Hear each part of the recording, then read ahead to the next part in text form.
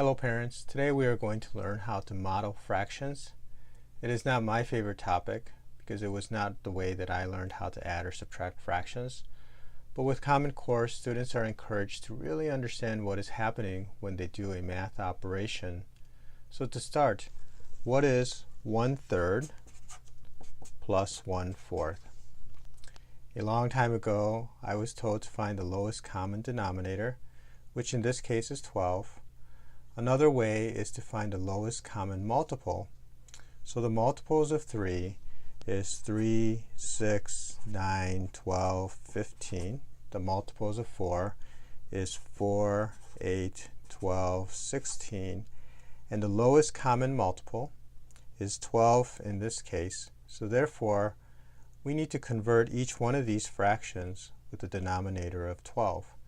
The easiest way to do this is to multiply both top and bottom by 4 for the first fraction and by 3 for the second fraction. 4 over 4 is 1, so you basically just multiplied by 1, but just with a different denominator.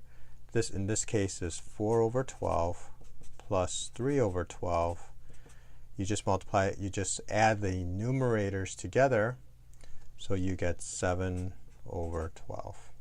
So to model this, you create a diagram that illustrates each fraction. So I'm going to create two boxes of the exact same size.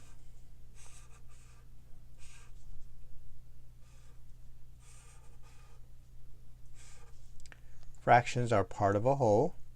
So now for the first one, I'm going to divide it into thirds. So here's 1, and here's 2, and here's 3. For 1/4, I'm going to divide it in fourths, except going the other way. So here's 1, 2, 3, and 4.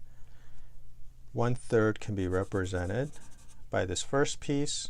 1/4 can be represented by this top piece. And even though the two boxes are the same size, you can see that this piece is not the same as this piece. So therefore, you cannot add them together. So in order to add these two pieces together, I need to break up these pieces so that they'll be the same size. So now I will break up this piece into fourths,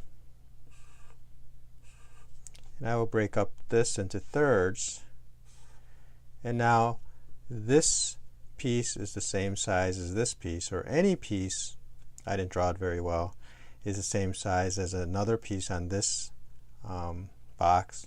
So now all I have to do is add up the boxes. 1, 2, 3, 4, 5, 6, 7 out of 12. So you get the same answer, 7 over 12. You can do this with multiplication. What is 1/2 times 1/3? In school, you just learn to multiply across. So therefore, it equals 1 times 1 is 1, 2 times 3 is 6.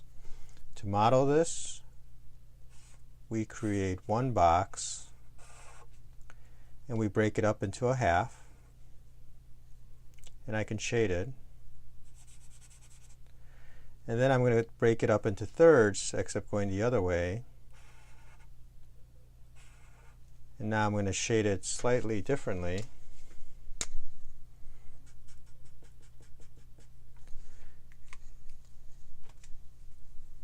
And you can determine what is the overlapping box, and in this case is only 1 out of the 6 pieces, so again you get 1/6. You can do this for division as well. I'm going to create two boxes that are the same size.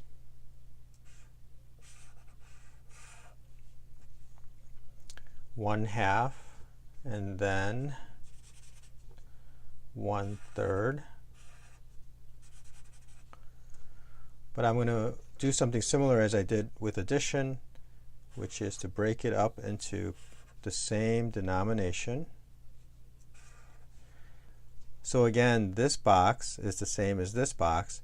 And now I want to see how many times can 2 of these boxes go into 3 of these boxes. So therefore, 2 goes into this box once, and then there's 1 left over, so it's 1/2. If I were to do it the way I learned in school, 1/2 divided by 1/3, I keep, change, and then flip, and then I just multiply. So it's 3/2, or it's 1 1/2.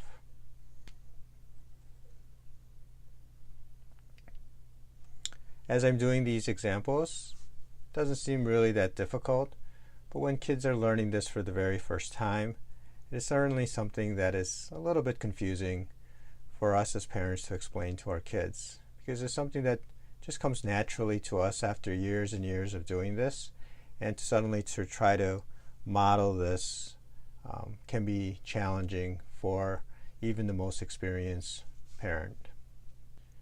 It's very easy for kids to just go through the motions of creating these boxes. So don't let your child just go through the steps without understanding what is really happening in multiplying, adding, subtracting, or dividing fractions. For adding and subtracting fractions, students need to know that you cannot add or subtract with different denominators or denominations.